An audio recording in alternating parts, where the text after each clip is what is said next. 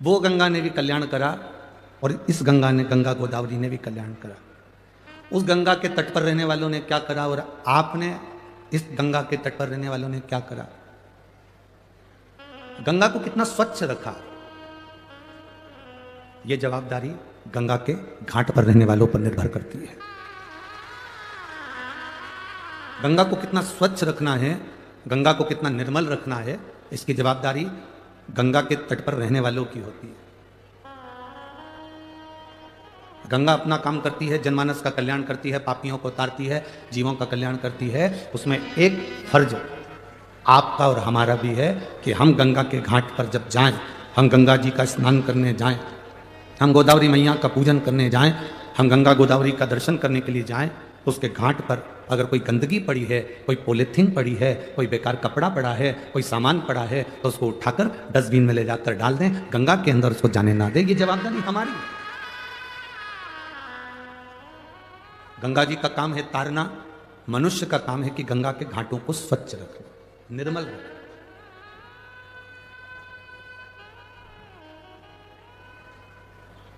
जितनी मां निर्मल होती है ना, उससे घर की बहू, बेटे, पोता पोती सब मालूम पड़ जाते हैं।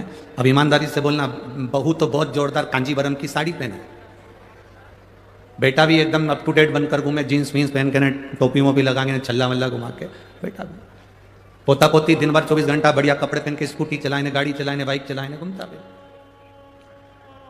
आप कोई मिलने के लिए आए और घर में बूढ़ी माँ, घर में बुजुर्ग माँ बेकार कपड़े में पड़ी रहे, पलंग पर पड़ी है गोदड़ी, गादी, रजाई, तकिया, चादर कुछ भी अच्छे नहीं है, तो तुम सब क्या कहोगे? बताओ। बहू तो इतनी अप टू डेट रहती है, बेटा इतना अच्छा रहता है, पोता पोती इतने अच्छे रहते हैं, और माँ की क्या हालत कर रखी है।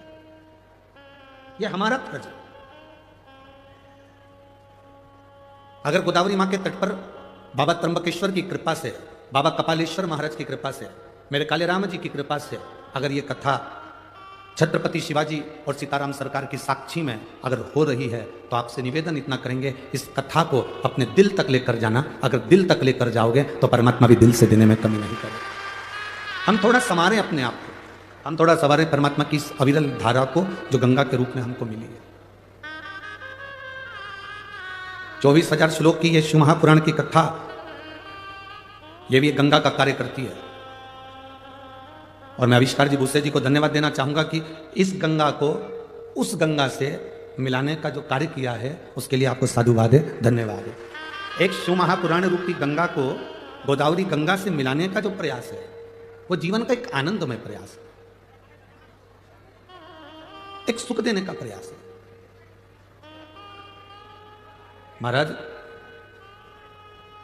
नदी में नाव का, शरीर में पाव का, और पूजन और कथा में भाव का बड़ा महत्व होता है। जो इसको समझ गया उसकी जिंदगी सार्थक हो गई। नदी में जो नाव है वो भी मंजिल तक पहुंचाने वाली है, शरीर में जो पांव हैं ये भी मंजिल तक पहुंचाने वाले हैं, और हृदय में जो कथा के प्रति या भगवान के प्रति, पूजन के प्रति जो भाव है, ये भी मंजिल तक पहुंचाने वाले हैं।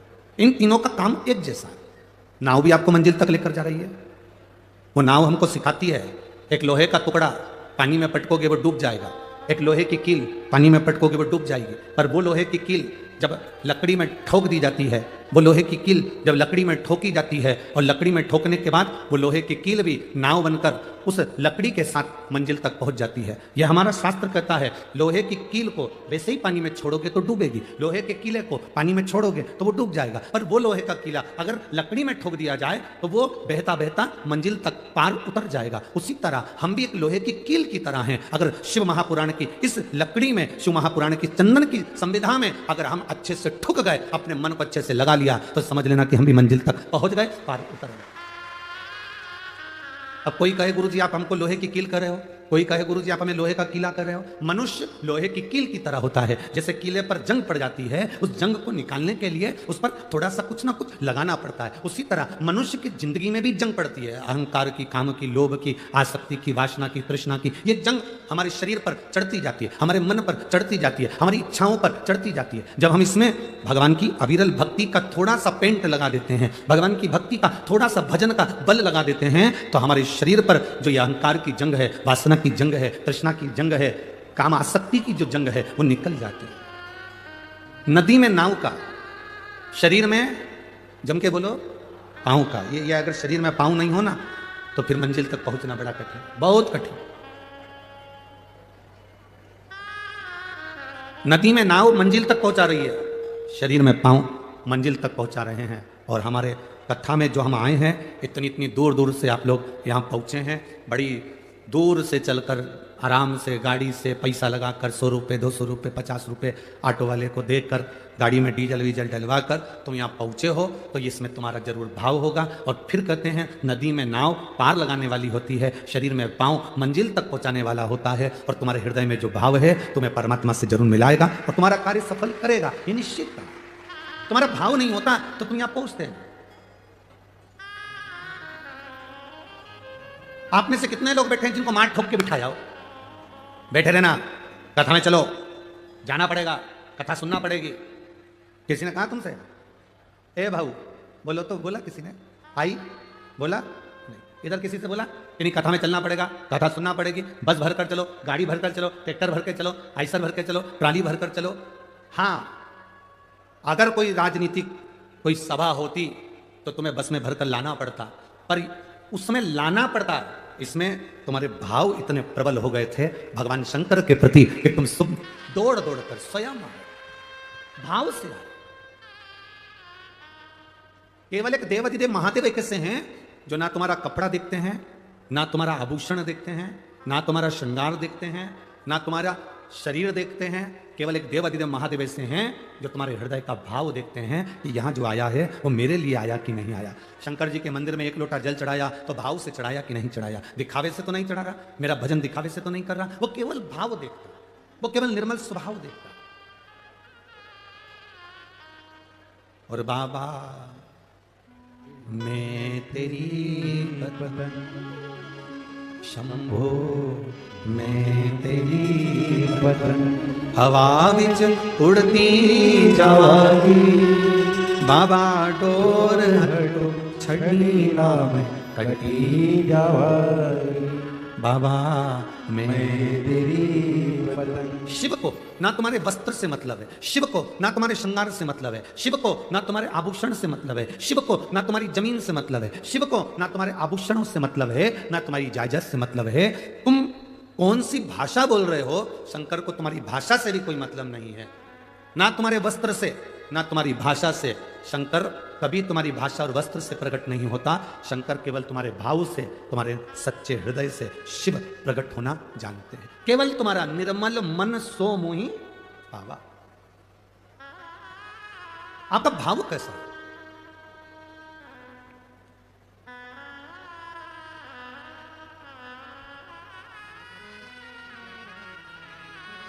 जब हम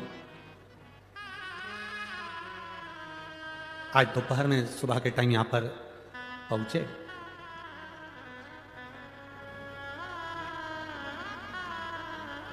जब यहां पहुंचे तो एयरपोर्ट पर जो हमको गाड़ी में बिठाकर एयरपोर्ट तक लेकर आए, फ्लाइट से वहां तक, उनका नाम हमें स्मरण में नहीं आ रहा, उनकी भी जमीन यहीं कहीं बाजू में लगी, कहीं हमारे आसपास में कथा हो रही है। उन्होंने हमसे एक प्रश्न किया, नाम का स्मरण तो हमको नहीं आ रहा क्योंकि इतना ध्यान नहीं है, पर उन्होंने बहुत अच्छा प्रश्न किया। उन्होंने गाड़ी कर ली धीमे, धीरे धीरे चलाते चलाते पूछे, गुरुजी पहला तो नासिक में आपका स्वागत है, दूसरा हमारा ये प्रश्न है कि भगवान का भजन कैसे करें? अब हमने कहा सामने इधर से घुमा कर तुम एयरपोर्ट पे ले जाके खड़ा कर दोगे, प्रवचन थोड़ा लंबा है, अब हम बोलेंगे कि भजन कैसे कर। उसका प्रश्न था भगवान का भजन कैसे करें। फिर भी हमने कहा एक बार कबीरा का एक संवाद अपनी जिंदगी में जरूर उतारना। 2 बहन चक्की पर बैठकर गेहूं पीस रही थी, आटा बना रही थी। एक पीसती जाए, उसमें से गेहूं का दाना उठा के मुंह में डालती जाए। नासिक की भी कई जीजियों की आदत है, ऐसा नहीं है? दाना लिया मुंह में डाला। दूसरी भी पीसती जाए, मुख में दाना नहीं डाल रही, फिर उसने लिया मुंह में डाल लिया, फिर पीसती जाए। दूसरी बहन ने देखा आधे घंटा हो गया, 1 घंटा हो गया, ये गेहूं का दाना उठाती है मुंह में डाल लेती है, फिर दाना उठाती है फिर मुंह में डाल लेती है, ये कोई अच्छी बात है? बहन ने बहन से कहा तेरे में बुद्धि नहीं है, अकल नहीं है, मूर्ख है तू, बिल्कुल चतुराई नहीं तेरे में। क्या कर रही है ये? दाना उठाया मुंह में डाल लिया, फिर दाना उठाया मुंह में डाल लिया, और मुझे देख एक दाना मुंह में नहीं डाला, चक्की चलाती जा रही, चलाती जा रही, चलाती जा रही, और वो दाना डालती जा रही, चलाती जा रही, डालती जा रही, चलाती जा रही।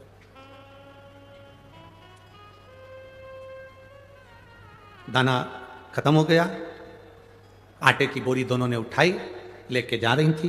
रास्ते में बहुत सारा कीचड़ था, पानी पड़ा था, खड्डा था, कीचड़ में दोनों का पांव फिसला, आटे की बोरी का आटा पूरा कीचड़ में डूब गया। सबसे ज्यादा दुख किसको हुआ? बोलो तो ही जीजियो, बोलो जरा, ए नासिक की जीजियो, और जितने नासिक के जीजा उन बैठे अच्छे से बोलो। सबसे ज्यादा दुख किसको हुआ? जिसने एक दाना भी मुंह में नहीं डाला था, बेचारी लगी रही, लगी रही, लगी रही, और उसको दुख नहीं हुआ, उसको लगा कि गिर गया तो कोई बात नहीं, अपन तो निपटा लिया, अपन तो निपटा, अपने को क्या टेंशन। हमने उससे कहा, कबीरदास जी का ये चरित्र अपनी जिंदगी में उतारना। एक वो होता है जो दिन भर 24 घंटे लगा रहता है और कभी भगवान का भजन नहीं कर पाता, और एक वो होती है काम करती जा रही है, दाना चकती जा रही है, काम करती जा रही है और शिव महापुराण सुनती जा रही है। बाद में आटा कीचड़ में चले जाता है, किसी काम का नहीं रहता। जो तुम्हारा समय चल रहा है, जो तुम्हारी सत्ता चल रही है, जो तुम्हारा वैभव चल रहा है, जो तुम्हें कुर्सी मिली, जो तुम्हें पद मिला, जो तुम्हें प्रतिष्ठा मिली, आप कहीं के आमदार बन जाएं, खासदार बन जाएं, अध्यक्ष बन जाएं, उपाध्यक्ष बन जाएं, कहीं कोई पद, प्रतिष्ठा, कुर्सी, पद, या आपके पास में वैभव, धन कुछ आ जाए तो उसका प्रयोग करना प्रारंभ करो। तो अपने चलते समय में, अपनी चलते हुए कर्म में, अपनी चलती हुई दुकान में, अपने चलते हुए क्रम में से थोड़ा थोड़ा भगवान का भजन मुख में डालना प्रारंभ करो और काम करते हुए चलो। एक कथा हमने पहले कही, जब तक तुम्हारी नौकरी अच्छी चल रही है तब तक पत्नी के जेवर बनवाओ। इस कथा को सुनकर पत्नी बड़ी खुश हुई कि गुरुजी एक हमारे पक्ष के मिले जिन्होंने जेवर बनाने का बोला। तुम्हारी नौकरी अच्छी चले जब तक पत्नी के जेवर बना लो, प्रॉपर्टी खरीद लो, मकान बना लो, जमीन बना लो। दुकान अच्छी चले, पत्नी के जेवर बनाओ, बच्चों का काम करो, पढ़ाई कराओ, विद्याध्ययन कराओ, प्लाट बनाओ, मकान बनाओ, सब कुछ करो। दुकान चले, नौकरी चले, सर्विस चले, उस चलती हुई नौकरी में, उस चलते हुए व्यापार में तुम करोगे ना तो तुम्हारा धीरे धीरे धीरे धीरे मकान भी बन जाएगा, जेवर भी बन जाएगा, काम भी हो जाएगा। मालूम पड़े जिंदगी का क्या ठिकाना, जब एकदम व्यापार, दुकान, सत्ता कुछ हटती है तो तुम कुछ नहीं कर पाओगे। इसलिए ये शरीर जब तक चले तब तक भगवान का भजन करते चलो, नाम स्मरण करते चलो।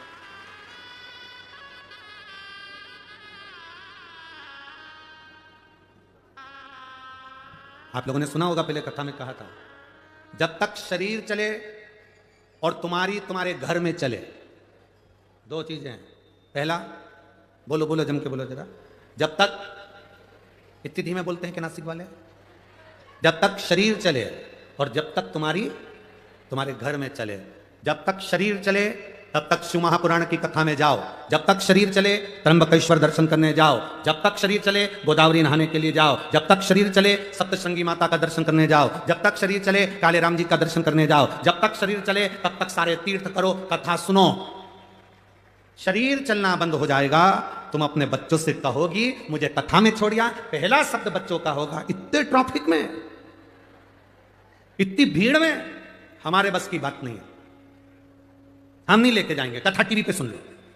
फिर तुम कहोगी रे अपने नासिक में हो रही है, ए नासिक के बाजू में हो रही है, चल शिव महापुराण की कथा, इधर नासिक, इधर त्र्यंबकेश्वर, बीच में महादेव की कथा, तू हमको लेकर चल।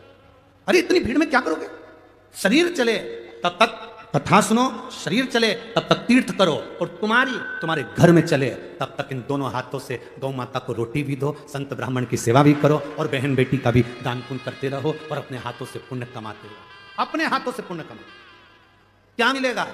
लोग हमसे पूछते हैं महाराज जी आप कहते हो कि शिव महापुराण की कथा में शंकर के भक्त आते हैं, एक पानी का पाउच, एक बोतल पानी अगर कोई पिलाता भी है तो वो अपनी डायरी में लिख कर रखता है कि मैंने 10 रुपए का पानी पिलाया था, 1.5 महीना इंतजार करता है कि वो 10 रुपए का हजारों गुना हुआ कि नहीं हुआ 1.5 महीने में। ये शिव महापुराण की कथा कोई साधारण कथा नहीं है, ये नासिक में दूसरा कुंभ भराया है जिसका आनंद लेने के लिए बाबा ने आपको बुलाया।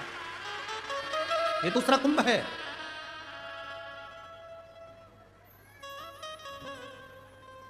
वो आविष्कार जी कथा लिए थे तो उन्होंने कहा था नासिक में जो कथा होगी ना गुरुजी, उसमें क्या है कि नासिक में तो धर्म के आयोजन होते रहते हैं, गोदावरी के तट पर तो कथा सत्संग भजन, क्योंकि पंचवटी है तो भगवान के भजन होते रहते हैं। तो हम जो टेंट लगाएंगे ना तो हमको ऐसा लगता है कि वहाँ थोड़ा कथा में लोग हो सकता है कम जुड़े। हम उनसे कहेंगे आविष्कार जी से जरा अंदाजा लगा कर देखिए, जहाँ तक टेंट तुम्हें दिख रहा हो और टेंट के बाहर जितने दिख रहे हो, मेरा कैमरे वालों से भी निवेदन है उनको जरूर कैच करना। लाखों में भक्त पहले दिन पहुंचे, लाखों में। बोल बम का नारा है, इतना धीमे बोले तो कल्याण तुम्हारा है। शिव तत्व की प्राप्ति, आप जितना भजन करोगे अपने मुख से अपने स्मरण करो। किसी को कुछ हम नहीं दे सकते, मत दो। 1 रुपए का दान नहीं कर सकते, बिल्कुल मत करो। अठन्नी किसी को नहीं दे सकते, मत दो। पर अपने ऊपर खर्च करो।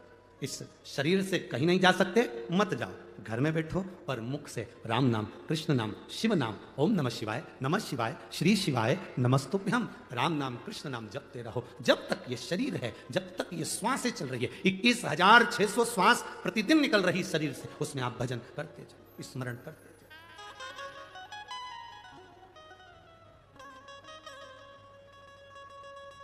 जितना भजन कर सकते हो उतना करो। अरे मिलती है राम नाम की दौलत कभी कभी, होती है अपने नाम में शिव पुराण कभी कभी। बड़ी मुश्किल से मिली है, बड़ी मुश्किल से। एक माता ने तो लिखा है पत्र में,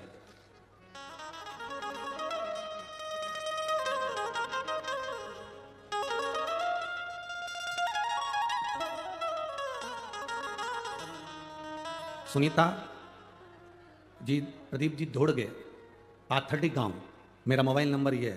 कहीं बैठी हैं सुनीता जी? सुनीता दौड़ गए पाथर्डी गांव, कहीं बैठी हो तो हाथ हिला। आप ही हैं? एक बार हाथ हिला दो ऐसा। आपने पत्र में बहुत सुंदर बात लिखी, गुरुदेव मेरे भोले बाबा से मैं प्रतिदिन जब जब सप्तशृंगी माता का मेरा नियम है रोज दर्शन करने जाने का, मैं उनसे रोज कहते आती हूँ, माँ वो सियोर वाले महाराज की कथा सब दूर होती है, हमारी पंचवटी नासिक में गोदावरी के तट पर कब होगी? तू कृपा कर मां। गुरुदेव 3 महीने से एक दिन भी माता का दरवाजा नहीं छोड़ा, रोज जाती हूँ और एक ही बात कहती हूँ कि हमारे नासिक में एक बार पाथर्डी में शिव महापुराण की कथा हो। गुरुदेव ईमानदारी की बात बोलें, आज हमारी जिंदगी का सबसे अच्छा दिन है जो शिव महापुराण की कथा यहाँ पर। बहुत बहुत बधाई आपको। बैठिए। श्री शिवाय नमस्ते। शिव तत्व है सर, औघड़ी है सर, मिला। और यदि ये मिला है शरीर तो थोड़ा भजन, थोड़ा कीर्तन अपनी जिंदगी में करो। क्या देगा महादेव, ये उसके ऊपर निर्भर करता है। एक बहन ने पत्र लिखा,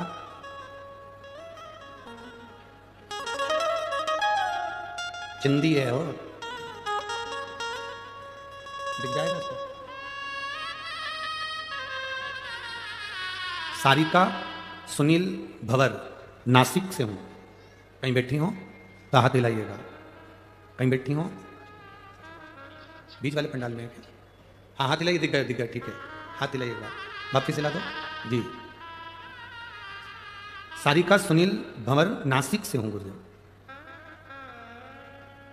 आप कहते हो गुरुदेव शंकर देता है 3 महीने के अंदर झोली भर देता है। गुरुदेव मैं बाबा से प्रार्थना करी, मेरी लड़की के यहां संतान नहीं थी, जिसको 13 साल हो गए थे, संतान का सुख नहीं था गुरुदेव। मेरी बेटी से मैंने कहा कि शिव मंदिर जाया करो, शंकर को 1 लोटा जल चढ़ाया करो, पशुपति व्रत करा करो। सफेद आंकड़े की जड़ 21 बार बाबा से घुमाकर अपनी कमर में तुम्बुरुकेश्वर महादेव से तुमरुका जी का नाम लेकर बांधो। मेरी बेटी विश्वास नहीं करती थी, पर पहली बार मेरी बेटी ने विश्वास करा। 13 साल में मेरी बेटी ने सारे डॉक्टरों को दिखाया, बड़े बड़े हॉस्पिटल में इलाज करवाया, टेस्ट भी करवाया, पर संतान का सुख नहीं हुआ। आखिरी में वो 13 वर्ष हार चुकी। तब मेरी बेटी बाबा की कृपा से, शंकर की करुणा ऐसी हुई गुरुदेव कि मेरी बेटी जब रो रही थी तब मैंने उससे कहा कि तू शंकर का गुणगान कर और एक आंकड़े की जड़ बांध। माँ आंकड़े की जड़ बांधने से कोई फल मिलता है क्या? तू बांध कर तो देख। गुरुदेव मेरी बेटी ने विश्वास करा, सफेद आंकड़े की जड़ कमर में बांधी। आज मेरी बेटी का 6ठा महीना चल रहा है। मैं भगवान को धन्यवाद देने के लिए, ये शिव है। ओ घड़ी बैठिए बहन, एक बार हाथ हिला दो। श्री शिवाय नमस्ते, बैठ जाइए। ये शिव है, वो शंकर, त्रिकाल दर्शन। खाली ना जाता कोई दर से तुम्हारे, मैं भी खड़ी हूँ बाएं पसारे, अपने हृदय से लगा लो गिरा जा रहा हो, उठा लो भोले अपने दर से अब तो ना तारो, गिरी जा रहे हो, उठा लो। आप जो भजन करें, आप जो स्मरण करें, आप जो भक्ति को धारण करें, उसमें जीवन का एक लक्ष्य होना चाहिए, परमात्मा की प्राप्ति। जितने यहां कथा सुनने बैठे हो, बाबा ने अगर आपको यहां बुलाया है, कार्तिक के महीने में दामोदर मास में गोदावरी के तट पर बैठकर त्र्यंबकेश्वर बाबा की साक्षी में, कपालेश्वर महादेव की साक्षी में, सीताराम सरकार की पवित्र भूमि पर पंचवटी में आप अगर कथा को श्रवण कर रहे हो, तो ये विश्वास मानकर चलना कि कहीं ना कहीं शंकर के आप बड़े परम प्रिय हो, इसलिए शिव जी आपका हाथ पकड़कर यहां बुला। कुछ कृपा उसने करी, जब तक वो कृपा नहीं करता तब तक कोई आता नहीं। गौतम बाबा विराजमान, जब गौतम ऋषि की धर्मपत्नी माहिल्या अपनी भक्ति में तल्लीन रहती, भजन में तल्लीन रहती, एक पुरुष में ईर्ष्या कम होती है। पुरुष से कम ईर्ष्या रखता है, पर जो नारी कभी सत्संग नहीं करी होती है, जो नारी कभी भगवान का भजन नहीं करी होती है, जो नारी कभी किसी सदगुरु की शरणागति में बैठकर सत्संग नहीं करी होती है, जिस नारी ने कभी मंत्र का स्मरण नहीं जाना होता है, भले वो कितने भी विद्वान की पत्नी क्यों ना, कितने विद्वान की पत्नी क्यों ना, उसके अंदर ईर्ष्या भरा जाती है। वो कितने विद्वान की पत्नी क्यों ना।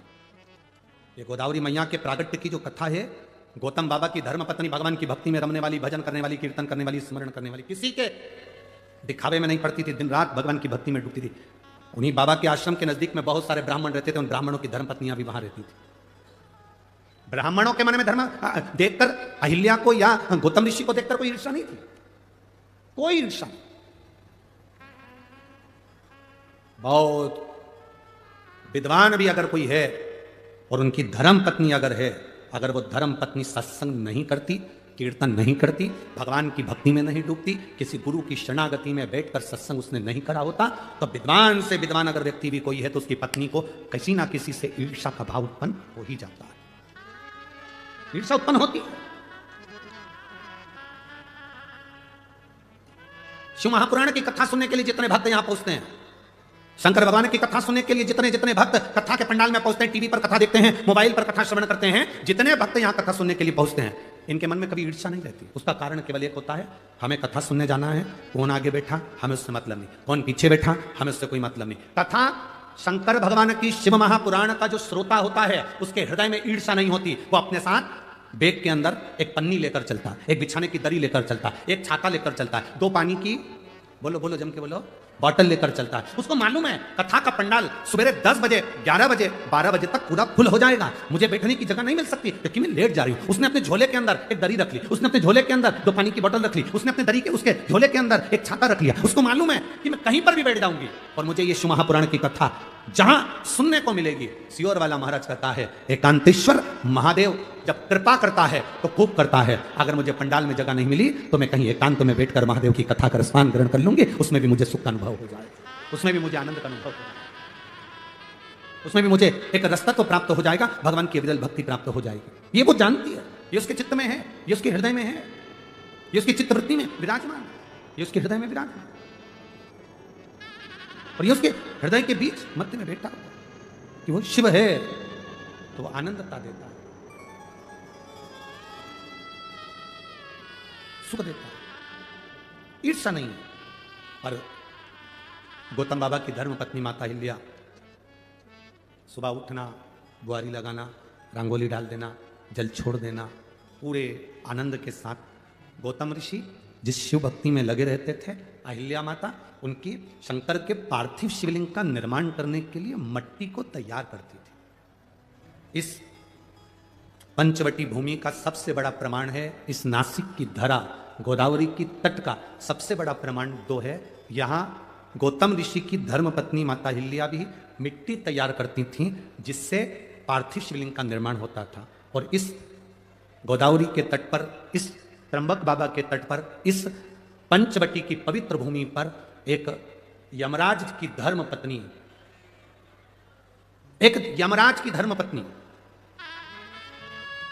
जिसका नाम था धुमोरना, एक वो भी मिट्टी को एकत्रित करती थी और शिवलिंग का निर्माण करती थी। एक गौतम बाबा की धर्मपत्नी, एक यमराज की धर्मपत्नी, इनका नियम था शिवलिंग का निर्माण, पार्थिव शिवलिंग की मिट्टी तैयार करना और तैयार करके अपने पतियों को प्रदान करना। यमराज को स्वयं धुमोरना मिट्टी देती थी और पार्थिव शिवलिंग का निर्माण करते थे। आपके स्मरण में होगा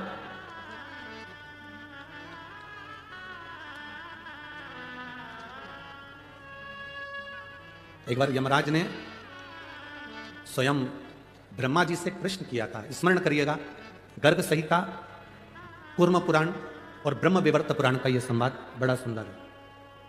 आज देव दीपावली के इस पवित्र कथा का लाभ अपन ले रहे हैं, अपने भीतर उतारिएगा। यमराज, धर्मराज स्वयं यमराज ब्रह्मा जी के पास में गए और यमराज ब्रह्मदेव के पास में जाकर ब्रह्मा जी के सम्मुख में खड़े हो गए। अब ब्रह्मा जी के सारे मुख नेत्र बंद थे, स्मरण नहीं आया ब्रह्मा जी। माता वीणा वादनी ने आवाज लगाकर अपने स्वर में अपनी वीणा से कहा, ब्रह्मदेव, दरवाजे पर यमराज आए हैं। ब्रह्मा जी ने अपने नेत्र खोले और ब्रह्मा जी ने जो नेत्र खोले तो सामने क्या देखते हैं कि यमराज खड़ा हुआ।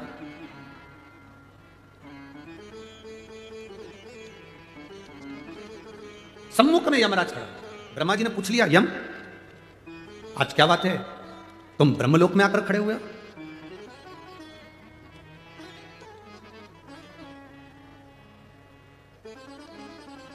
यमराज ने कहा, ब्रह्मा जी, मैं संसार के पापी जीवों को नरक का भोग भुगताता हूं। मैं मृत्यु लोक से आने वाले जितने जितने पापी जीव हैं इनको यम का, नरक का भोग भुगताता। इन जीवों को जब नरक का भोग भुगताता हूंगा तो उसका थोड़ा ना थोड़ा दोष मुझे भी तो लगता होगा। ब्रह्मा जी ने कहा, आप तो पूरा निर्णय देने के बाद भोग भुगताते हो तो आपको पाप लगना ही नहीं चाहिए। परंतु यमराज ने कहा, नहीं, मेरी धर्मपत्नी धुमोरना कहती है, मेरी धर्मपत्नी धुमोरना ने कहा कि अगर आप जीव को नरक का भोग भी भुगता रहे हो तो कुछ ना कुछ दोष तुम्हारी जिंदगी में लगेगा जरूर। मैं क्या करूं?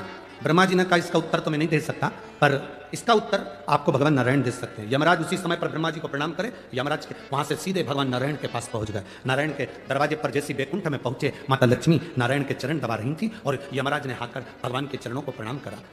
जय जयकार हो प्रभु, श्रीमन नारायण, हर हर महादेव, प्रणाम। पूछा, लक्ष्मी जी चरण दबा रही थी, लक्ष्मी जी ने संवाद किया, प्रभु यम आए हैं। भगवान नारायण के नेत्र खुले, उठकर भगवान नारायण बैठे, क्या बात है यम, कैसे आना हुआ? यम ने कहा, जीवों को जब मैं त्राण देता हूं, जीवों को जब मैं नरक भुगताता हूं, उस समय पर मेरे को भी तो दोष लगता होगा। उस दोष की मुक्ति कैसे, उस दोष का निवारण कैसे? भगवान नारायण ने कहा, सुनो यम, गौतम ऋषि की धर्मपत्नी मां अहिल्या स्वयं भगवान शंकर से प्रार्थना कर कर उनकी सिर की गंगा की एक धार 7 केश हटाकर पृथ्वी पर लेकर आई है, जिसका नाम गोदावरी है। अगर यम भूल से भी एक बार उस भूमि पर स्वयं रामचरण रखेंगे, वो गोदावरी का तट सरल नहीं होगा। जहां पर स्वयं रामचरण रखेंगे, वो गोदावरी का तट सरल नहीं है, जहां स्वयं शंकर भगवान को भी उनका गुरु मिल जाएगा। वो भूमि साधारण नहीं है, गोदावरी का तट। तुम एक काम करो यमराज, मृत्युलोक में जाओ, गोदावरी के तट पर जिस पंचवटी में भगवान राम प्रवेश करेंगे, उस पंचवटी भूमि पर वन क्षेत्र में, जंगल क्षेत्र के अंतर्गत गोदावरी के एकांत स्थान में बैठकर तुम शिवलिंग का निर्माण कर कर उसका पूजन करो। तुम्हारी जिंदगी में अगर कोई जीव का दोष भी होगा तो वो समाप्त हो जाएगा, कैसा भी दोष हो समाप्त हो जाता है। आज आप लोगों से ज्यादा हमारी किस्मत बहुत धनी हुई है। हमारी किस्मत आज धन भागी हुई है कि इस पवित्र भूमि पर धुमोरना यमराज की पत्नी शिवलिंग बनाती थी, यमराज पूजन करते थे और यमराज के ऊपर का दोष भी समाप्त हो जाता था। आज वो पवित्र भूमि पर शिव पुराण गाने का सौभाग्य मिला, सौभाग्य मिला है। और कितने किस्मत वाले होगे मेरे जीजियों, हे मेरी नासिक की जीजियों जीजाओं और मेरी बेटियों मेरे बेटाओं, कितने किस्मत वाले होगे, जरा अंदाजा लगा कर बैठना कि तुम्हारी किस्मत की सराहना नहीं है। दामोदर मास कार्तिक मास में इस गोदावरी के तट पर भले हम पार्थिव शिवलिंग का निर्माण करें ना करें, पर हम 5 दिन शंकर भगवान का शिवलिंग अपने दिल में कथा के माध्यम से बना रहे बैठा। ये शिव तत्व, सब जगह कथा हुई होगी तो भगवान ने थोड़ी थोड़ी तिजोरी खोली होगी लुटाने के लिए, पर आज मेरा दिल कहता है कि ये गोदावरी के तट पर तो मेरा बाबा पूरी तिजोरी के दरवाजे खोल कर लुटाए। आप सुनो, दिल से जो प्रार्थना करोगे वो सुनेगा। एक तो तट गोदावरी का, त्र्यंबक बाबा की साक्षी है, त्र्यंबक बाबा इधर कपालेश्वर की साक्षी है, कपालेश्वर। जब हम कथा में आ रहे थे, जब ऊपर चढ़े तो आते से हमने वो नंदी को देखा, वो बैठा, तुमने देखा कि नहीं देखा? उसको देखते से याद आ गई, रे बाबा गजब करी तूने नंदी बाबा। शंकर भगवान पर ब्रह्मा जी की हत्या का दोष लगा था और नंदी तू बछड़े का रूप लाकर शंकर भगवान को इस गोदावरी पर लाकर छोड़ दिया था और ब्रह्म हत्या से मुक्त करा दिया था। इस नंदी ने बछड़े का रूप रखकर ब्रह्म हत्या से भगवान शिव को मुक्त करा दिया था। आज विचार करो तो नंदी बस एकांत में बैठा हुआ इस महापुराण की ओर देखकर आपको और हमको भी यही ज्ञान दे रहा है कि तुम सबको ना जाने कितने पाप से मुक्त कर दूंगा 5 दिन की इस कथा में। इतने, और जितने लोग आस्था चैनल पर सुन रहे हैं, जितने फेसबुक यूट्यूब पर कथा सुन रहे हैं, आप अपने हृदय में चित्र रमाकर देव दीपावली शिव महापुराण की कथा को सुन रहे हो। देव दिवाली जो प्रारंभ हुई थी वो त्रिपुरासुर के वध के बाद देवताओं ने इस दिवाली को मनाया था। उस कथा का तत्व ग्रहण करने का तुम्हें और हमको सौभाग्य मिला है।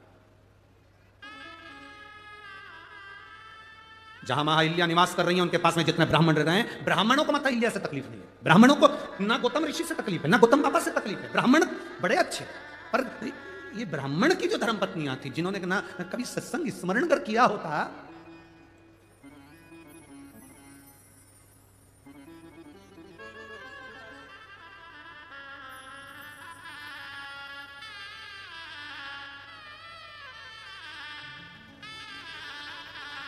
जिसका पति बहुत विद्वान है, जिसका पति बहुत ज्ञानवान है, बहुत विद्वान है, वो अपने पति की विद्वत्ता को मान ले, ये बहुत बड़ी बात है। कौन विद्वान की?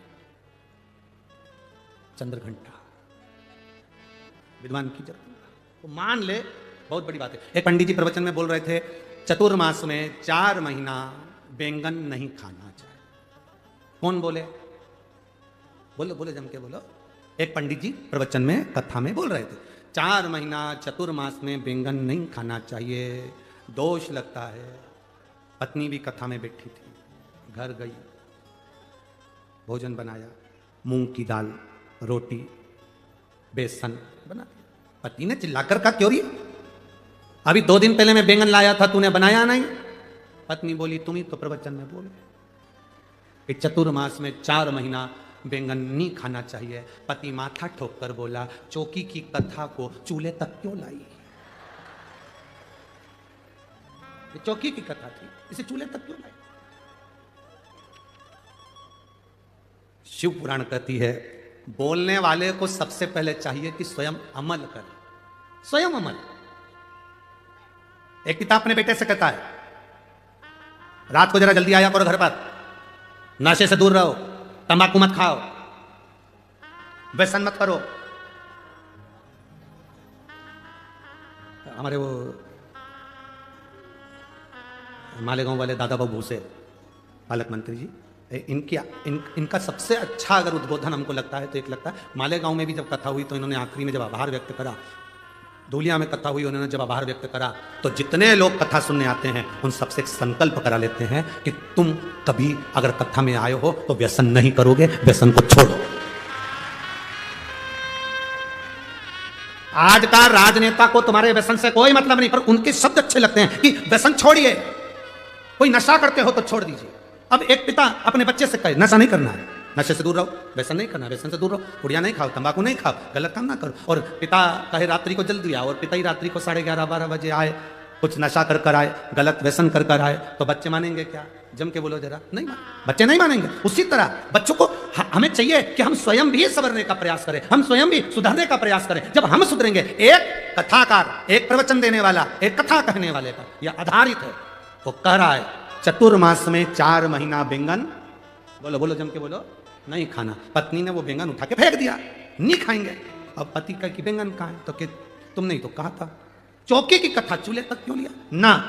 एक संत, साधु, गुरुजन, ब्राह्मण जन, तपस्वी जन, साधक जन, उपासक जन, दुनिया के जितने जितने संत, साधु, तपस्वी, साधक, उपासक होते हैं, वो आपको समझाने का प्रयास करते हैं, अपने जीवन में परमात्मा की भक्ति को धारण करो,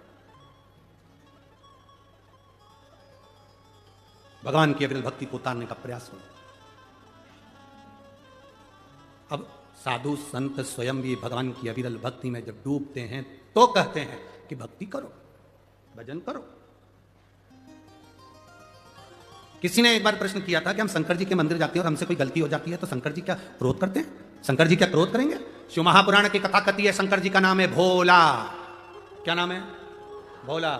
शिव जी का नाम है भोला, इसलिए कहते हैं भोले बाबा। भोले बाबा का मतलब एकदम भोला।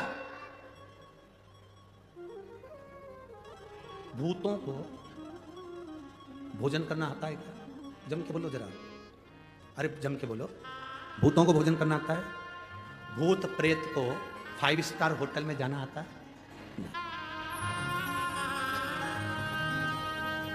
5 स्टार होटल में वही जाएगा जिसमें थोड़ा विवेक होगा, अच्छा होगा, तो खाने का तरीका होगा, तो कहीं चलेगा। अच्छी जगह पार्टी में चले गए, अच्छे से बैठकर खाया, प्लेट में भोजन लिया, धीरे धीरे खाया, और कोई कोई व्यक्ति ऐसा होता है जिसको तरीका ही नहीं मालूम, उसको छोड़ दिया जाता है, पटक दिया जाता है।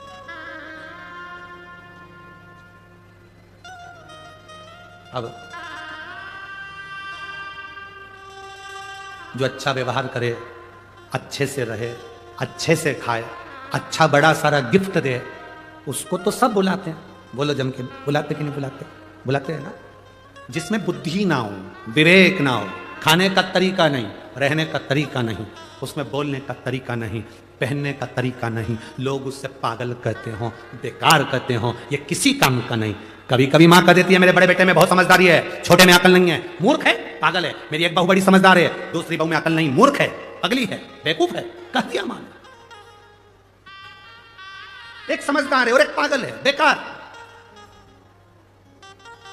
जो समझदार है उसको दुनिया अपना बनाती है, और जो बेवकूफ है, पागल है, जिसको दुनिया ठुकरा देती है, उसको महादेव अपना बना लेते हैं, उसको महादेव अपना लेते हैं।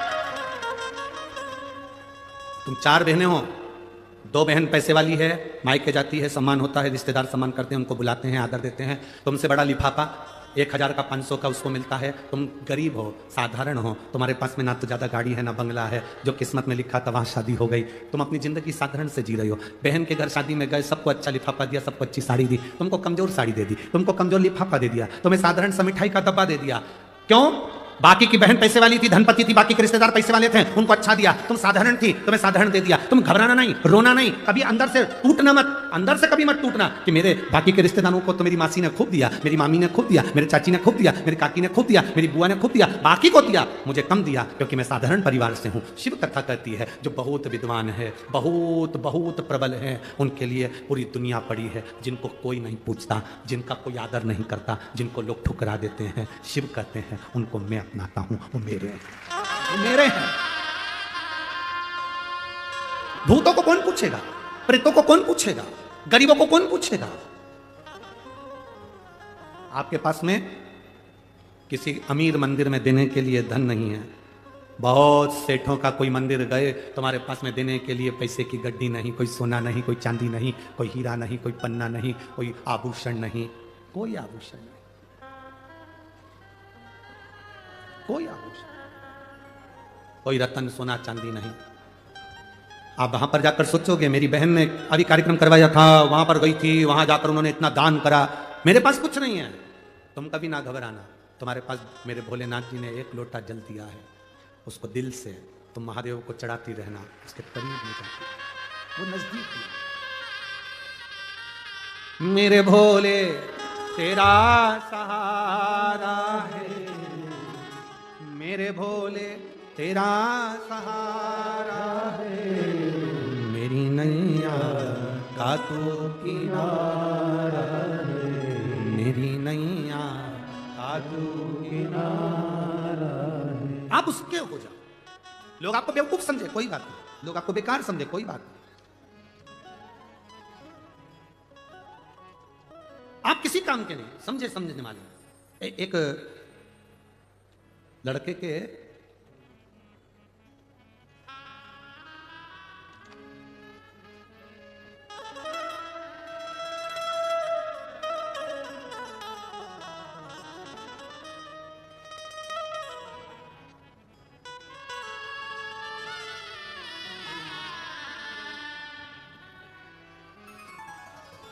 मैं संगीता प्रवीण गोस्वामी हनुमान नगर मोतीवाला कॉलेज के पास गंगापुर रोड नासिक महाराष्ट्र से हूँ। मेरा मोबाइल नंबर ये है।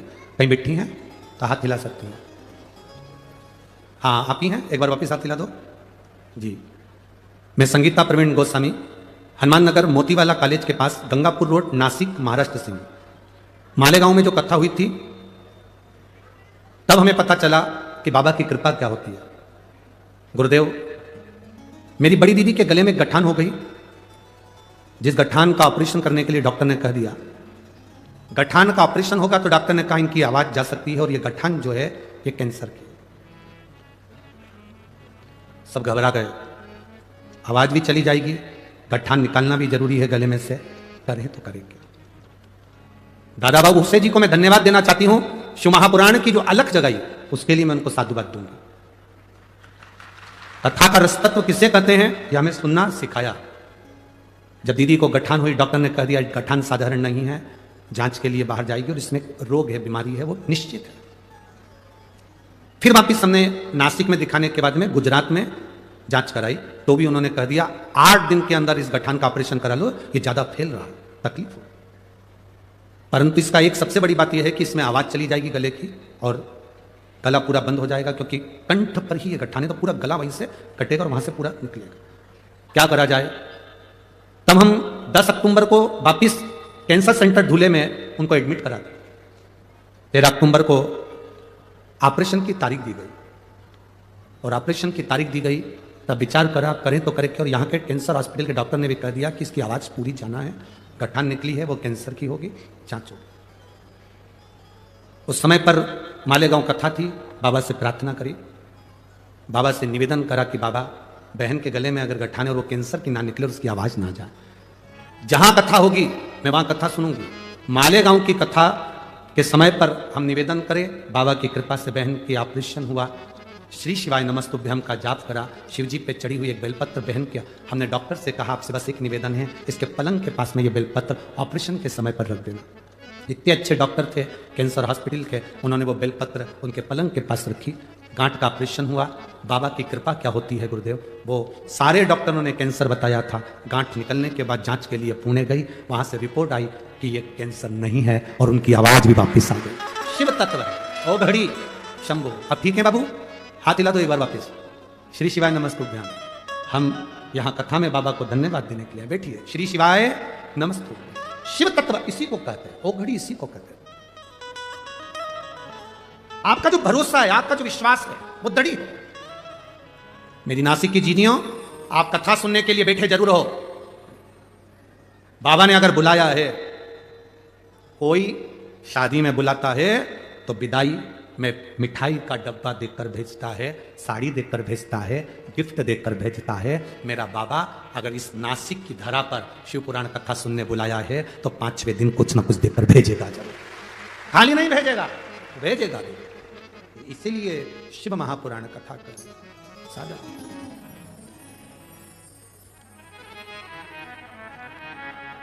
अरे जब भी जन्म मिलेगा सेवा करेंगे तेरी, जब भी जन्म मिलेगा सेवा करेंगे तेरी। कहते तुमसे बाबा शरण पड़ेंगे तेरी, कहते तुमसे बाबा शरण पड़ेंगे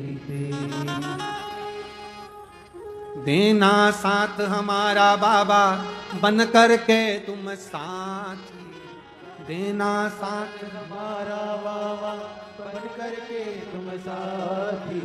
बम बम भोलानाथ है हमारा तुम्हारा, तुम्हारा हमारा। बम बम भोलानाथ है हमारा तुम्हारा, तुम्हारा हमारा। ओ प्यारा भोलानाथ है हमारा तुम्हारा, तुम्हारा हमारा।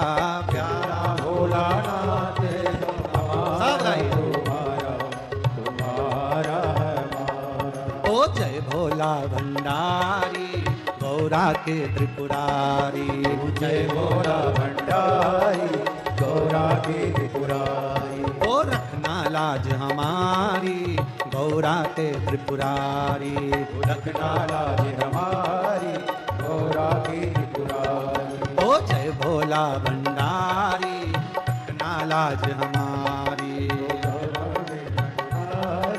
रखना लाज हमारी। जब भी जन्म मिलेगा सेवा करेंगे तेरी, जब भी जन्म मिलेगा सेवा करेंगे तेरी। ओ जय भोला भंडारी गौरा के त्रिपुरारी, ओ जय भोला भंडारी गौरा के त्रिपुरारी। ओ रखना लाज हमारी गौरा के त्रिपुरारी। ओ रखना लाज हमारी गौरा के त्रिपुरारी। राधे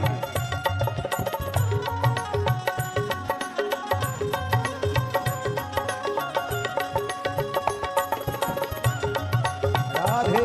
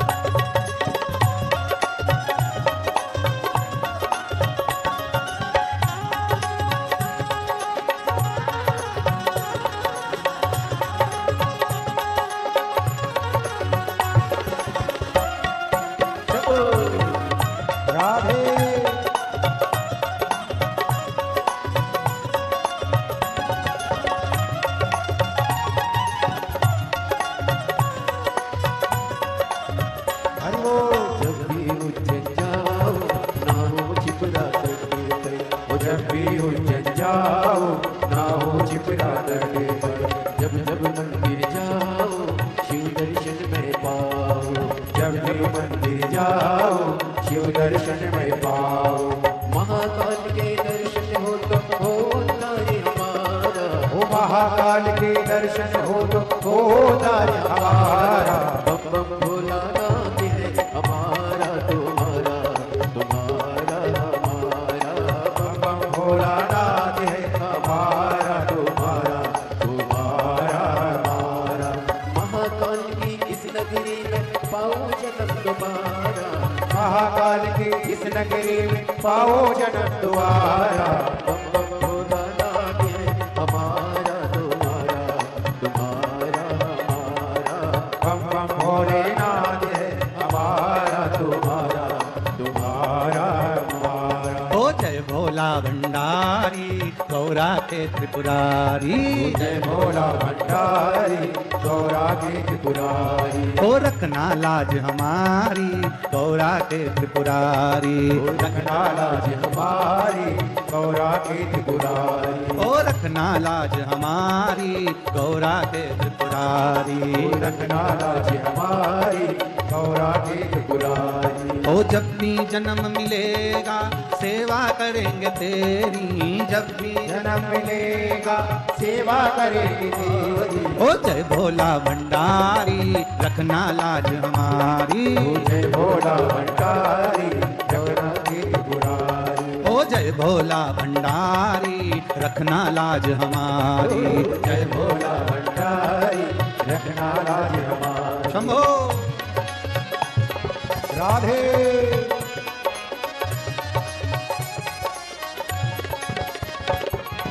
राधे।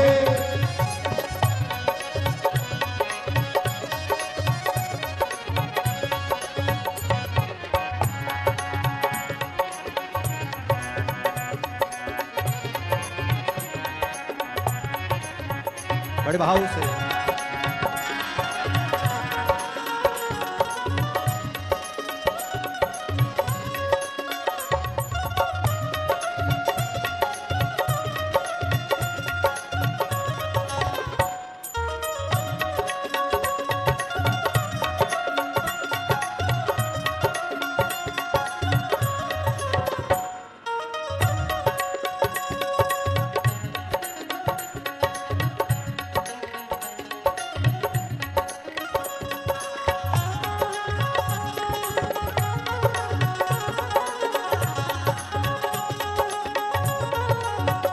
भाव से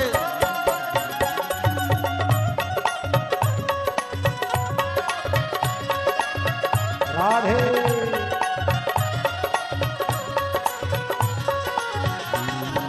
दुनिया बनाने वाले सब तेरी ही माया। दुनिया बनाने वाले सब तेरी ही माया। ओ दुनिया बनाने वाले सब तेरी ही माया। दुनिया बनाने वाले सब तेरी ही माया। ओ सूरज चांद सितारे सब तूने ही बनाया। सूरज चांद सितारे सब तूने ही बनाया। ओ सूरज चांद सितारे सब तूने ही बनाया। सूरज चांद सितारे सब तूने ही बनाया। आशीर्वाद तुम्हारा भोले हे संकट पर भारी। आशीर्वाद तुम्हारा भोले हे संकट पर भारी। भोला नाम है हमारा तुम्हारा, तुम्हारा हमारा। ओ बम भोलेनाथ है हमारा तुम्हारा, तुम्हारा हमारा। ओ जय भोला भंडारी रखना लाज हमारी। जय भोला भंडारी रखना लाज हमारी। ओ जय भोला भंडारी रखना लाज हमारी। जय भोला भंडारी रखना लाज हमारी। जब भी जन्म मिलेगा सेवा करूं तेरी। जब जब भी जन्म मिलेगा सेवा करेंगे तेरी। जय भोला भंडारी रखना लाज हमारी। जय भोला भंडारी रखना लाज हमारी। ओ जय भोला भंडारी रखना लाज हमारी। जय भोला भंडारी रखना लाज हमारी। रखना लाज हमारी। ओ रखना लाज हमारी। हो रखना लाज हमारी, रखना लाज हमारी। हार हार। अपने स्थान पर बैठकर बड़े भाव से माँ गोदावरी का तट, त्र्यंबकेश्वर बाबा की यह पवित्र आनंदमय भूमि, पंचवटी नासिक सीताराम सरकार की इस भूमि पर भाव से, दिल से, हृदय से मंत्र का जाप करते हुए बाबा से अपने मन की बात बाबा भोलेनाथ जी से दिल से कहिए। जहाँ जगह मिले वहाँ बैठिए और बाबा से प्रार्थना करें। जितने कार्यकर्ता खड़े रहें वो भी बैठकर बाबा से प्रार्थना करें। ये बार बार मौका नहीं मिलता कि नासिक में शिव महापुराण की कथा, कुबेर भंडारी का ये भंडार आप लोगों को बार बार मिले। दिल से प्रार्थना करें। जिसको आता है अपने उच्च स्वर में भगवान से कहें, श्री शिवाय नमस्तुभ्यं, श्री शिवाय नमस्तुभ्यं, श्री शिवाय नमस्तुभ्यं, श्री शिवाय नमस्तुभ्यं, श्री शिवाय नमस्तुभ्यं। भोला सब दुख काटो हमारा, ओ भोला सब दुख काटो हमारा। शिव शंकर जपूं तेरी माला, भोले बाबा जपूं तेरी माला, भोला सब दुख काटो हमारा, ओ भोला सब दुख काटो हमारा। वेश है मंगल मंगलकारी, वेश है मंगल मंगलकारी, शमशान वासी हमारा, शमशान वासी हमारा, ओ भोला सब दुख काटो हमारा, ओ भोला सब दुख काटो हमारा। भगवान शिव की कथा करो, औगरदानी का संवाद कर रहा, ईर्षा दूर रहे। गौतम बाबा की धर्मपत्नी माता अहिल्या से जो ब्राह्मण नजदीक में निवास कर रहे थे, उनकी जो धर्मपत्नी थी, उन्होंने ईर्षा रखी। ईर्षा से कभी परमात्मा नहीं मिल सकता, ईर्षा से कभी भगवान नहीं मिले। हम कई बार माताओं से कहते हैं, आपकी एक अवस्था होती चली जाती है, आप एक अवस्था के अनुकूल डलते चले जाते हैं। जब अवस्था के अनुकूल आप ढलते चले जाएं तो धीरे धीरे ये प्रयास करा करो कि परिवार, घर गृहस्थी, थोड़ा सा परिवार में रहो। हम मना नहीं करेंगे, घर में रहो, हमारा कभी मना नहीं है, बहुत अच्छे से रहो। पर जैसे जैसे आपकी अवस्था बढ़ती चली जाए, घर के काम में, परिवार के कुछ कार्य जो महिलाएं करती हैं, माताएं करती हैं, बहुएं करती हैं, उसमें टोकना थोड़ा कम कर दो। उससे क्या होगा, आपकी जिंदगी सार्थक होगी। हमें दूसरे से मतलब नहीं, आपके जीवन से मतलब है, आपका जीवन सार्थक हो जाएगा। थोड़ा भी अगर अपनी जिंदगी में हम उतारेंगे तो उसका सुख मिलेगा। ब्राह्मणों की पत्नी ने ब्राह्मणों से कह दिया, वो अहिल्या मट्टी तैयार करती है, शिवलिंग बनवाती है अपने पति से, और पति उस शिवलिंग का पूजन करते हैं। इतनी भक्ति में डूबी रहती है कि लोग आते हैं, उसके चरण छू कर जाते हैं, उसको प्रणाम कर कर जाते हैं।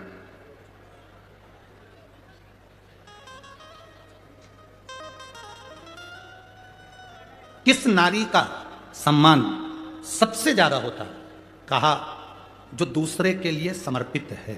अर्थात कोई आ गया भूखा, भोजन करा दिया, प्यासा आया, पानी पिला दिया, बहन बेटी आ गई, उनका आदर कर दिया, सम्मान कर दिया, सत्कार कर दिया, कुछ मिलता है उसे। ब्राह्मणों की पत्नी कोई अच्छा नहीं लगा अहिल्या को देखकर, ईर्ष्या जाग गई। ब्राह्मणों में ईर्ष्या नहीं थी, गौतम बाबा को देखकर भी, उनकी धर्मपत्नी को देखकर भी ईर्ष्या नहीं, पर ब्राह्मणियों की ईर्ष्या जागृत हो गई।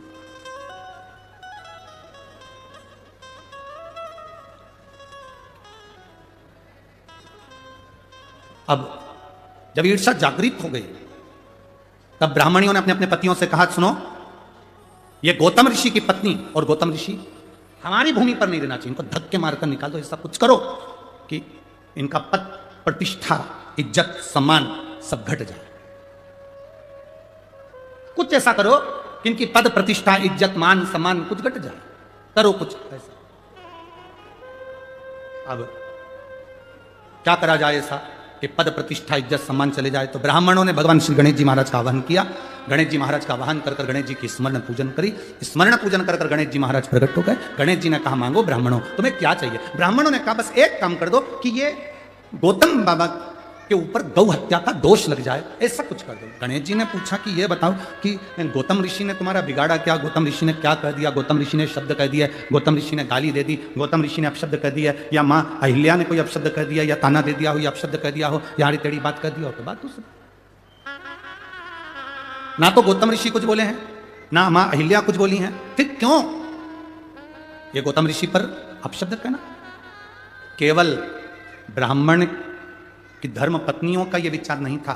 आज के समय में कई लोग ऐसे भी हैं जो किसी को पहचानते नहीं, मोबाइल पर किसी ने बस एक कमेंट्स कर दिया कि यह बेकार है, और लोगों ना जाने ना पहचाने अंदर इतनी ईर्ष्या भरी रहती है कि उसमें लोग बेकार बेकार गालियां अपशब्द ताने आड़ा टेढ़ा कहना प्रारंभ कर देते हैं।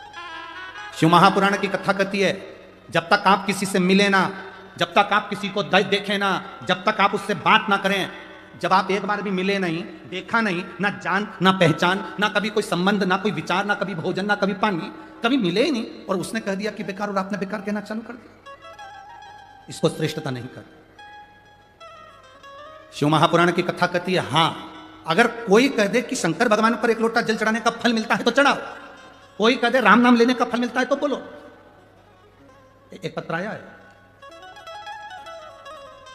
सो ममता संतोष तुंदवाल नासिक से हैं, कहीं बैठी हो तो हाथ हिला सकती हैं, कहीं बैठी हो। सो ममता संतोष तुंदवाल नासिक से हैं, मोबाइल नंबर ये है, कर्म योगी नगर सिटी से सेंटर माल के पास, सही बोला है? हाँ ठीक है, आप समझ गए ना, बस ठीक है ना। सो ममता संतोष कहीं बैठी हैं, दिख गई? दिख गई? बच्चे को लाई हैं क्या? देखो कैमरे से कैच करके देखो जरा, बच्चों को लाई हैं क्या? सो ममता संतोष तुंदवाल नासिक से हैं, मोबाइल नंबर यह है, कर्म योगी नगर सिटी सेंटर माल के पास। गुरुजी क्या वर्णन करूं मैं, 2019 में मेरा बड़ा बेटा जो 19 साल का था भगवान को प्यारा हो गया, मर गया। मेरी एक बड़ी बेटी तो है जो उससे बड़ी है, पर मेरा बेटा 19 साल का लड़का चले गया, बहुत अच्छा था गुरुदेव, वो चला गया, बहुत दुखी रहती हूँ, करूं तो करूं क्या। एक ही लड़का था जो चला गया, मन नहीं लगता था।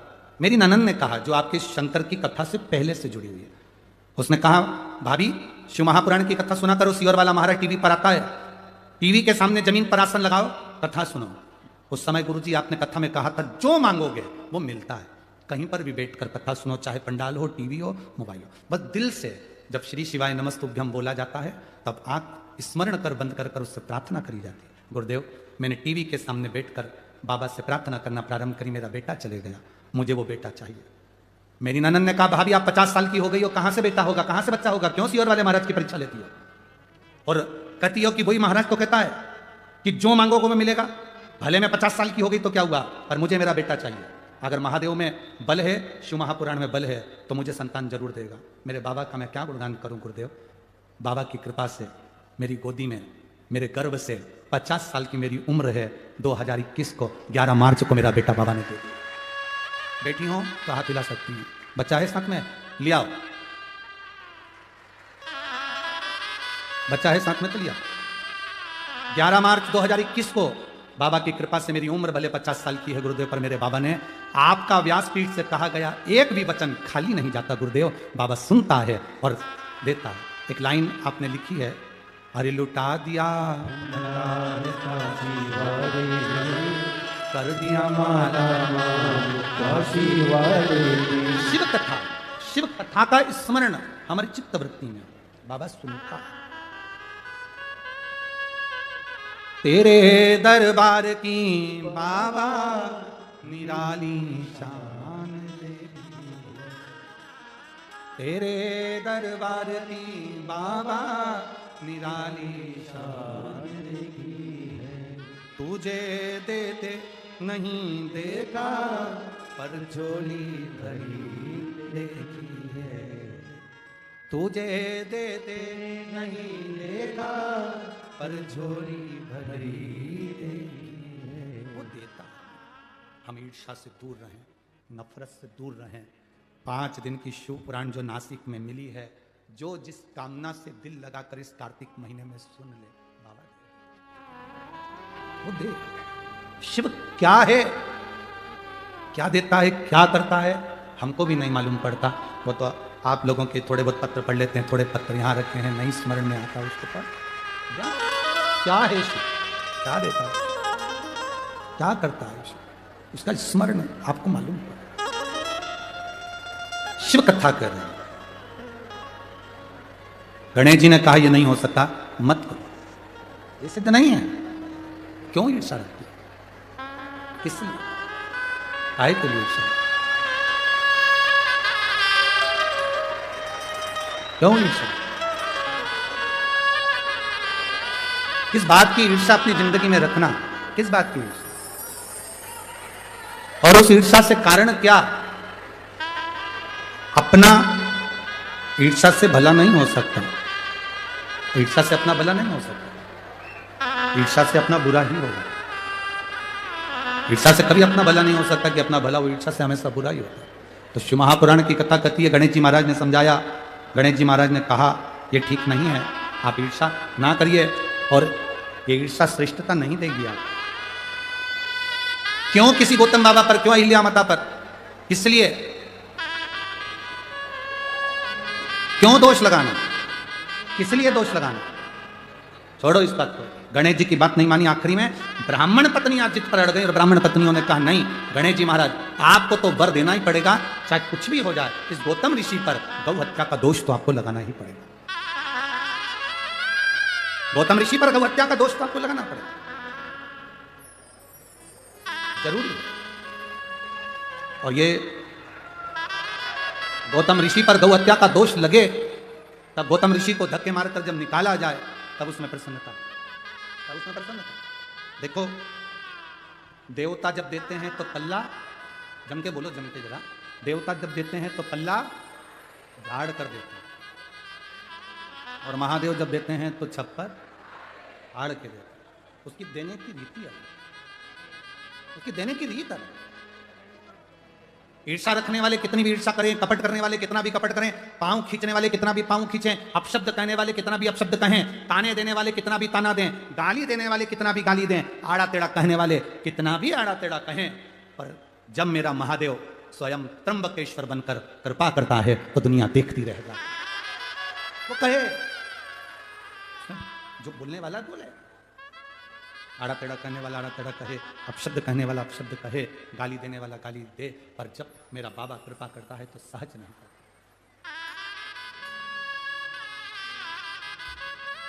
2021 में 11 मार्च के दिन बाबा ने जुड़वा बच्चे दिए थे इनको, एक बेटा एक बेटी। जोरदार ताली बजाइए।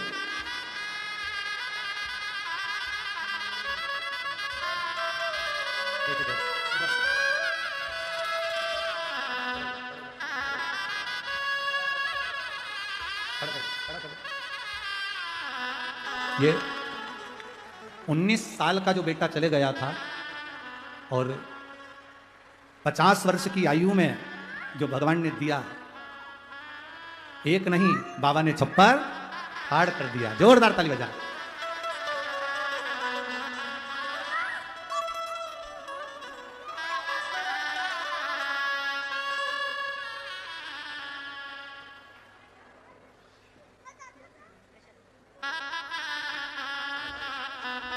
बच्चों का नाम शिवाय और शिवांगी रखा है। बहुत बहुत साधुवाद।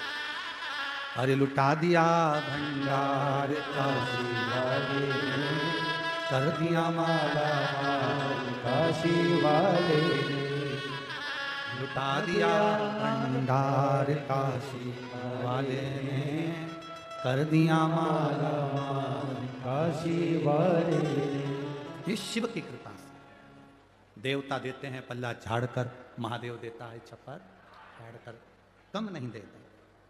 इस पत्र में एक बात इन माँ ने लिखी है, मैं कभी भरोसा नहीं करती थी किसी महाराज की बात पर, ढेरों से मिली, इसके बाद भी मेरा बेटा 19 साल का चले गया, दुख कितना होता है जवान बेटे जाने का। और गुरुजी आपकी शिव पुराण वास्तव में शंकर खुद बोलता है और एक नहीं, एक की जगह दो देता है। शिव तत्व देने वाले, उसकी कृपा क्या होती है वो स्वयं स्वयं शिव कथा कह रही है। गणेश जी ने समझाया, नहीं मानी, और गणेश जी के समझाने पर भी नहीं मानी। तब गणेश जी गाय बन गए और गणेश जी गौ माता बनकर, दुर्बली सी गाय बनकर, दुर्बल सी गाय बनकर वहां विहार करने लगे। गौतम बाबा की उस कुटिया में विहार घूम रहे। आज गणेश जी को भी प्रसन्नता है कि मैं किस जगह पर गया हूं, किस जगह पर, जिन गौतम ऋषि की इस तपोस्थली में जहां शंकर के पार्थिव शिवलिंग का निर्माण होता है, जहां माता अहिल्या मिट्टी को मसकर सुंदर तैयार कर कर पार्थिव शिवलिंग का निर्माण करती है, और उस निर्माण का सुख गौतम ऋषि के आनंद में दर्शन में होता। आज मुझे प्रसन्नता है कि आज गणेश जी सोच रहे हैं, विचार कर रहे हैं कि इतनी सुंदर जगह पहुंचे। प्रसन्नता। जैसे देवराज नाम के ब्राह्मण को चोरी का धन ले जाकर शंकर जी के मंदिर में बैठ गया था, उसको अंदाजा नहीं था क्या मुझे कैलाश धाम मिल सकता है, क्या मुझे कैलाश धाम मिलेगा, उसको अंदाजा नहीं था क्या कैलाश मिल सकता है। शरीर में बुखार है, ताप पड़ रहा है, कष्ट हो रहा है, शिव मंदिर के अंदर चोरी के धन की पोटली लेकर बैठ गया, ताप कष्ट बहुत था, बुखार।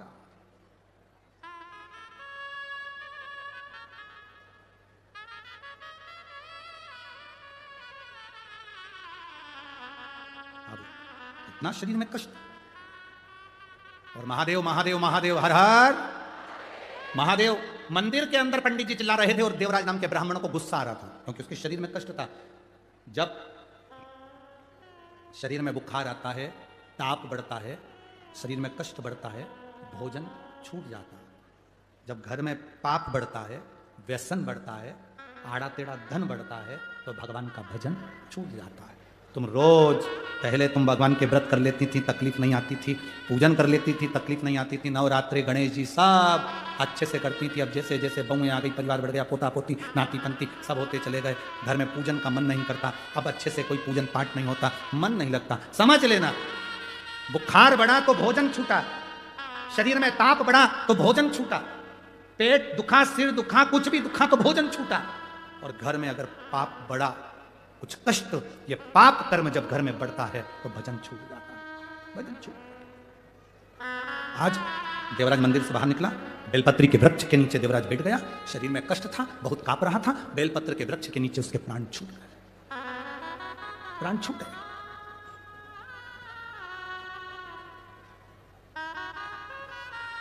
किसी ने पूछा धूलिया में, गुरुजी लक्ष्मी नारायण जी को, ब्रह्मा ब्रह्माणी को, इंद्र इंद्राणी को, कुबेर को, वैभव को, सत्ता को, धन को अगर प्राप्त करना है तो ऐसी कौन सी जगह है जहां बैठकर हम भगवान को, उस लक्ष्मी को, सुख को प्राप्त कर सकते हैं। शिव महापुराण की कथा कहती है सारे तीर्थों में जाकर स्नान नहीं कर सकते, सारे तीर्थों में जाकर दर्शन नहीं कर सकते, 12 ज्योतिर्लिंग में जाकर जल नहीं चढ़ा सकते, तो बेलपत्री के वृक्ष के नीचे बैठकर अगर पंचाक्षर षडाक्षर या श्री शिवाय नमस्तुभ्यं का जाप भी कर लोगे, सारे तीर्थ का फल प्राप्त हो जाता है। एक बेलपत्र का वृक्ष कौटि कौटि पुण्य का भागी, बहुत सुख देने वाला होता है, जिसके नीचे लक्ष्मी भी है, कुबेर भी है, ब्रह्मा भी है, ब्रह्माणी भी है, इंद्र भी है, इंद्राणी भी है, नारायण भी है, शिव भी है, पार्वती भी है, 64 योगिनियां, 33 कोटि देवता सब बेलपत्री के वृक्ष के नीचे विराजमान होते हैं। एक बेलपत्र का वृक्ष।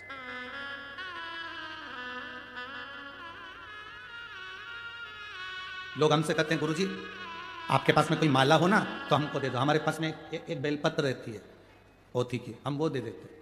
क्यों?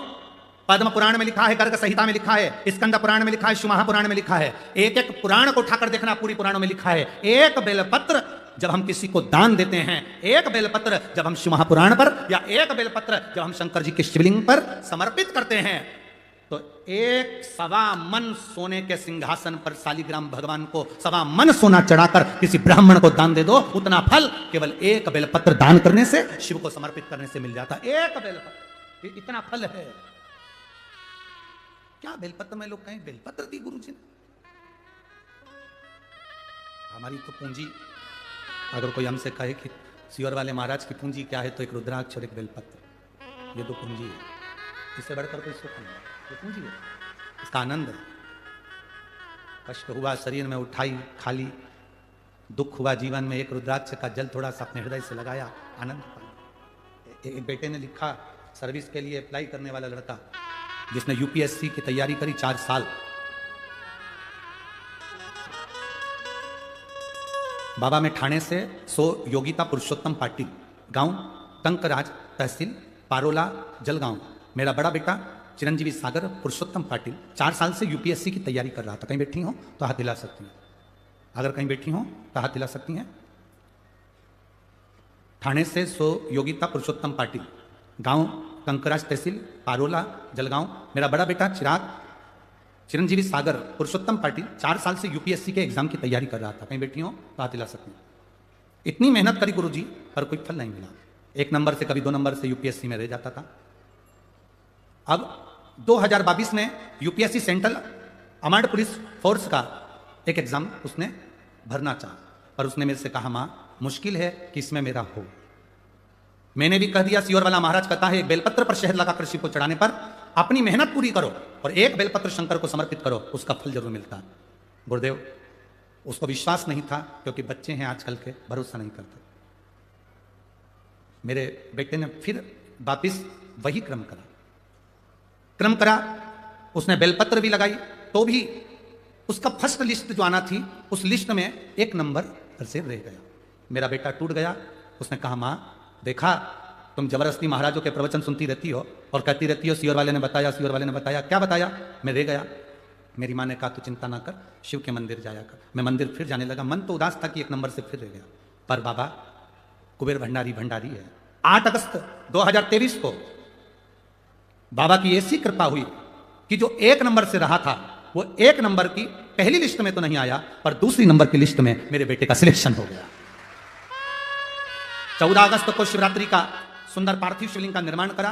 बाबा की कृपा किसको कहते हैं गुरुदेव? बाबा ने ऐसी कृपा कर दी कि आज मेरा बेटा बीएसएफ का सबसे बड़ा असिस्टेंट कमांडर की पोस्ट पर उसकी ज्वाइनिंग हो गई। मैं बाबा को नमन करते हैं। शिव तत्व है, कहीं बैठी हो तो हाथ हिला सकती हूँ। शिव तत्व, ओ घड़ी शंभु, इसी को कहते हैं। एक विश्वास जागृत करो।